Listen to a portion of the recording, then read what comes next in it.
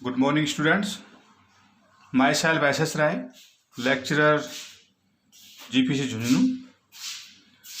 आज हम fly wheel के न्यूमेरिकल के बारे में डिस्कस करेंगे और फ्लाई व्हील में भी बहुत सारे टॉपिक्स हैं। उसमें इम्पोर्टेंट टॉपिक है पंचिंग ऑपरेशन। पंचिंग मशीन के ऊपर किस तरह पंच करता है, होल कटता है, उसके ऊपर डिस्कस करेंगे।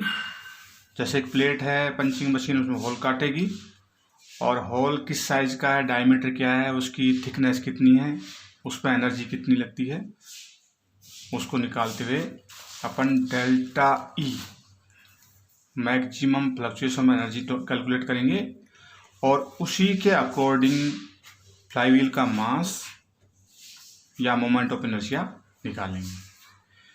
न्यूमेरिकल है, देखो अब न्यूमेरिकल किस तरह से है। A punching machine punches 6 holes in 1 minute. The dia of hole is 40 mm and plate thickness is 35 mm. Each hole required 8 Newton meter energy per square mm of sheared area.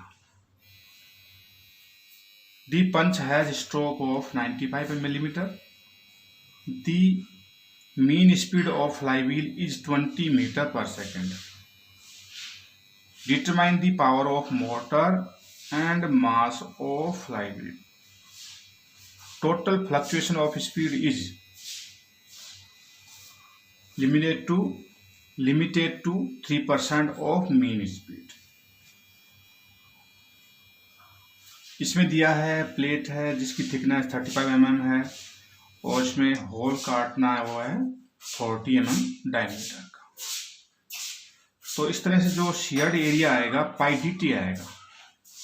जैसे whole की परिधि कितनी है पाई D और thickness कितनी है, यानी कि शेयर्ड एरिया कितना हुआ पाई डी टी। तो इसमें अपने पास दे रखा है डायमीटर ऑफ होल 40 mm दिया हुआ है और प्लेट थिकनेस 35 mm।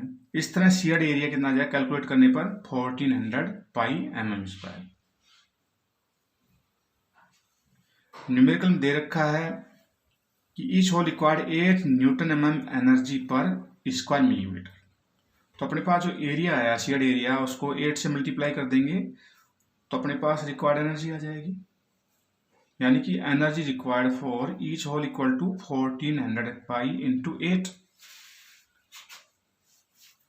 कैलकुलेट करने पर अपने पास आएगा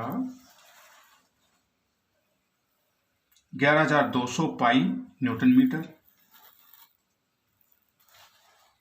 या यूं कहो कि 35,168 पाई की वैल्यू रख दी 35,168 न्यूटन मीटर। ये अपने पास एक होल जो कटता है उस पर रिक्वायर्ड एनर्जी और जो क्या है E1 है, E1 मान लिया है। अब हम मोटर की पावर निकालेंगे, वो किस तरह से है देखो। 6 hole required energy per minute.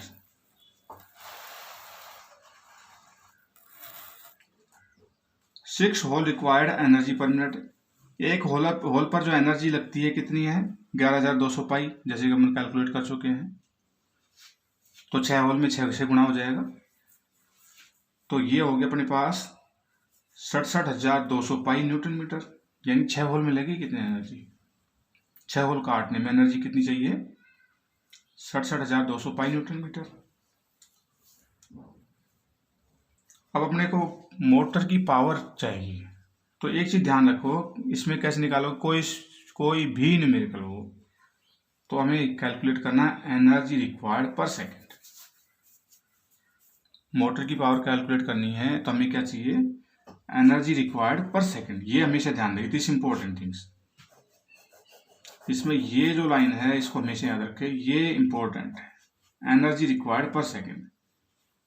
अब अपने पास जो एनर्जी आई है पर मिनट यानी कि 67,200 पाई पर मिनट है ये, तो पर सेकेंड करेंगे तो 60 से डिवाइड कर देंगे, सोल्व करेंगे तो अपने पास इतना आएगा ये 1,120 पाई, या सोल्व करने पर अपने पास ये आएगा 35,168 वाट। वाट कहाँ से आया न्यूटन मीटर पर सेकेंड, क्या होता है वाट। और इसको वापस कन्वर्ट कर लो किलोवाट में, तो 1000 से डिवाइड कर दो, 3.5168 किलोवाट। ओके, तो मोटर की जो पावर आई है अपने पास कितनी आ गई, 3.5168 किलोवाट। अब मोटर लगातार इतनी पावर डिलीवर कर रही है मशीन को, पंचिंग मशीन को लगातार 3.5168 किलोवाट लगातार डिलीवर कर रही है। अब हमें यह देखना है कि पंचिंग होल करने में कितना टाइम लगता है, यानी पंचिंग टाइम पंच करने में कितना टाइम लगता है।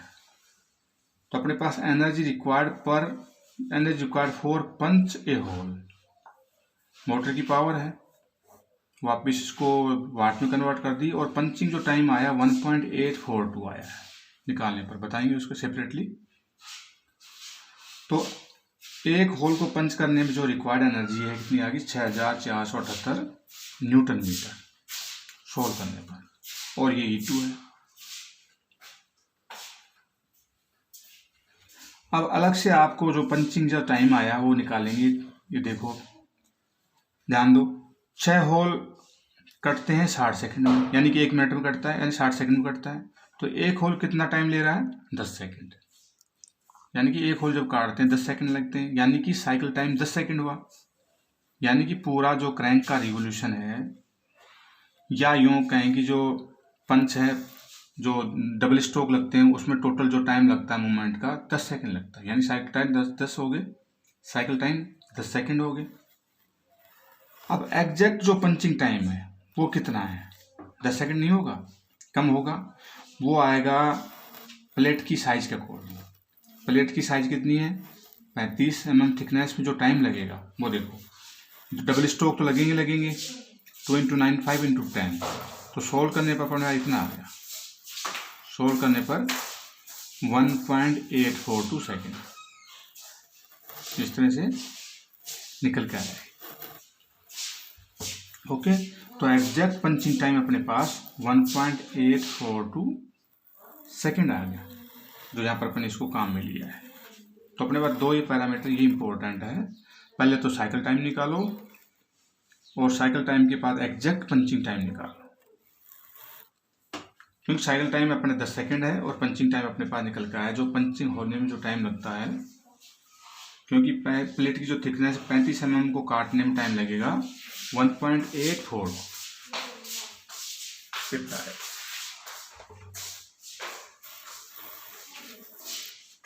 ओके, तो अपने पास E2 आ गया 6478। तो डेल्टा E जो आएगा अपने पास, मैक्सिमम फ्लक्चुएशन ऑफ एनर्जी होगा E1 माइनस E2। E1 पहले निकाल चुके हैं, E2 अभी निकाला है।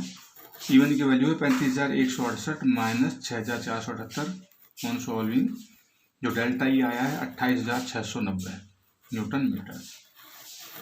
हम जानते हैं कि delta E equal to CS mv square या CS I omega square, CS mv square आ गया। यहाँ पर डेल्टा E निकाल चुके हैं।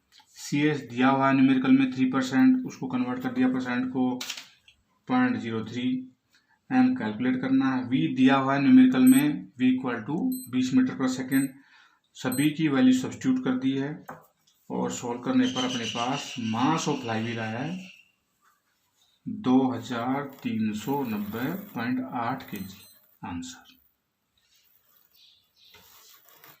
इस न्यूमेरिकल में खाली ये ध्यान रखना है कि अपने को एग्जैक्ट पंचिंग टाइम कैसे निकालते हैं।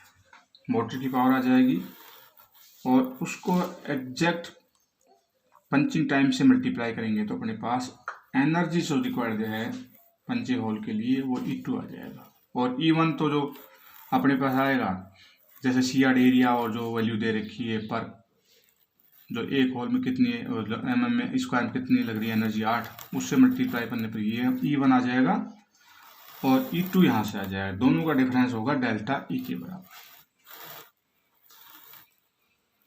और डेल्टा E आने के बाद अपन जानते ही हैं delta equal to CS mv square, उसमें वैल्यू पुट कर देंगे, CS की, V की और M निकाल लेंगे। इस तरह से मास ऑफ फ्लाईव्हील ज्ञात कर लेंगे। Okay, thank you.